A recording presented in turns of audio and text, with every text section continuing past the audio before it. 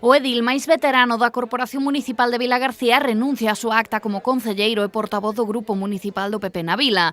Tomás Fole di que o fai para dedicarse plenamente á súa labor como deputado nacional no Congreso. Yo creo que con esa mochila de buenos recuerdos y de mucho trabajo es con lo que tenemos que seguir haciendo y trabajando de aquí en adelante, ¿no? Y en este momento, pues, agridulce para mí, ¿no? Por una parte, porque efectivamente pues ves que las cosas se van haciendo bien y uno se queda contento cuando las cosas se hacen bien.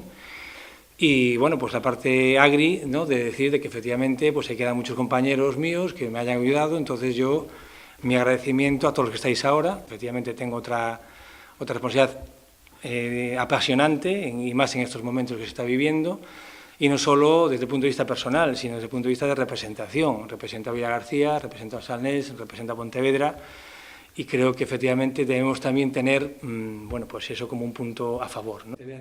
A decisión de Fole fíxose pública despois de transmitir ya aos integrantes do novo comité executivo e despois de informar a dirección do partido a nivel provincial. Cabe recordar que en maio deste ano Fole renunciou a presentarse á reelección como presidente do PP no Congreso local, do que saiu elexido o seu agora máximo representante Alfonso González Gallego, quen afirma que seguirán contando con Tomás e a súa experiencia. Y esto no quiere decir que nos vayamos a olvidar de Tomás, sino al contrario, vamos a seguir contando con su experiencia. La experiencia es fundamental para no cometer errores que a lo mejor se pudieron haber cometido en el pasado, y siempre pensando en una mejora del Partido Popular en Vilagarcía. O Partido Popular de Vilagarcía dá así continuidade á renovación que o PP provincial pretende levar a cabo no partido de cara ás municipais de 2019.